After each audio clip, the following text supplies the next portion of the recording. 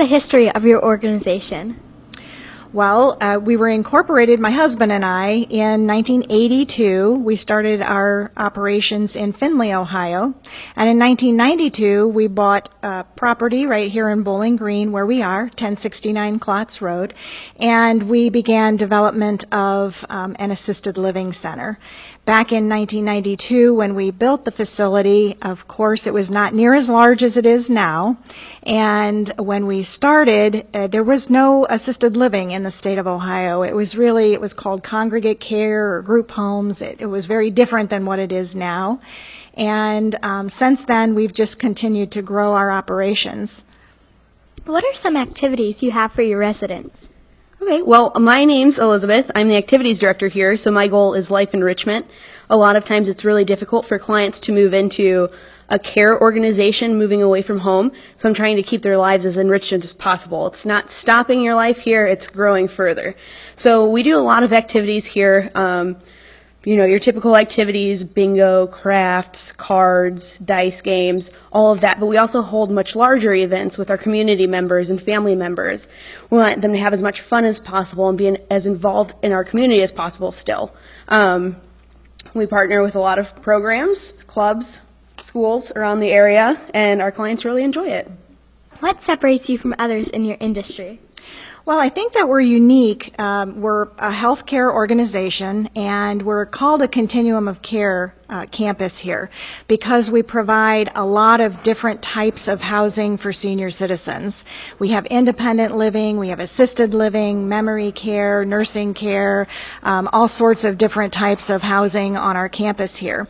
And we also incorporate outside businesses and services that enhance what we do here, like child care services. We also have Discovery Kingdom on our campus, which is a child care center. We have hospice care services, which is end-of-life care for seniors. And we have a doctor's office and lots of different elements to our healthcare campus here. So we employ about 130-some people. It ranges between that and 150, so we're kind of a small to medium-sized employer. We do a lot of training with our staff. With the different types of services that we provide here, it takes a lot of education with our staff to make them feel comfortable with providing care to senior citizens, from nursing to kitchen staff, to our maintenance folks. It just takes a whole lot of training in different aspects to make them feel comfortable with things. We teach people how to do laundry, we teach people how to wash dishes, we teach people how to take care of folks and how to interact with them. So communication with older people is also a real key to making a business and a healthcare facility successful, because you want to be able to have good communications between staff members and the people that they're caring for. So it kind of makes us different. Tell us about your child care program. Okay, well, we have Discovery Kingdom on our campus, which is part of our organization, with care for children 6 weeks to 12 years old, as well as a before and after school program. And the way we have our intergenerational program, so the mingling with our clients here on the assisted living campus, is we have the infants come over all the time. The clients love seeing them. It brings joy into our building. That's the beginning of life. They love seeing that, the laughter, the giggling, all of that. And then the school children come over and we play games, we do food activities, we do crafts, and that not only brings that joy of youth back to our clients, but it also lets them continue on with a purpose in their life, teaching the children as well as learning from the children. Tell us about your transitional program. Our transitional program here is going to be a little different with each individual. It's going to be more individualized. And it also, the type of program that we suggest for folks may differ, whether they're moving into a 2-bedroom independent living apartment, whether they're moving into maybe a nursing care program where they're receiving nursing and a lot of services from staff.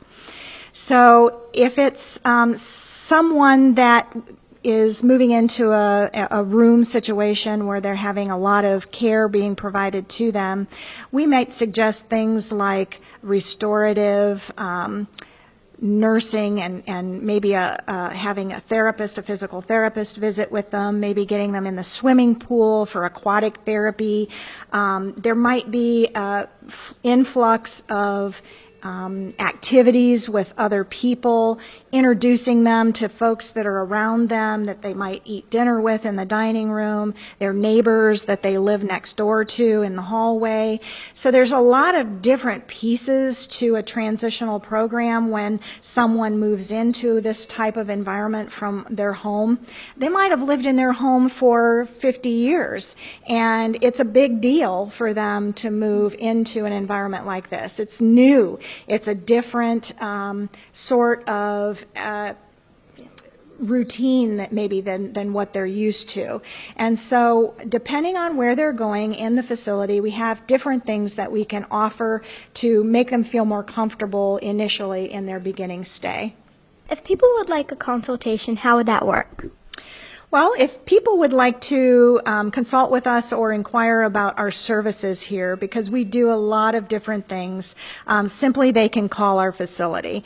They can call our administrator at 419-728-7013, or they can stop by the facility and they can receive a tour and we can talk with them about the variety of services that we can offer and how we can help their family. Thank you very much for your time. Thank you. I appreciate the time, and I hope that you found it helpful. This is Talia Troip reporting for the Bowling Green Digital Media Club.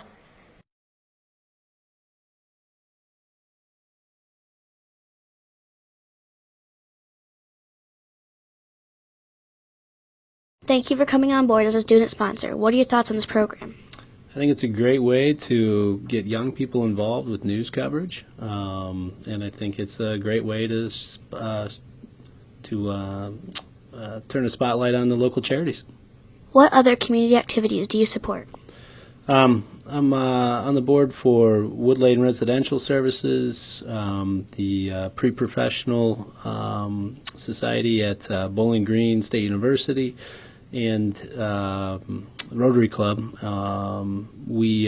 This organization, Phipps Levin Hebeka, is going to be having our Veterans Charity on Friday. That's our Star Stripes and Smiles Veterans Appreciation Day, and that's Friday, May 4th. Thank you for all you do for this community. Thank you.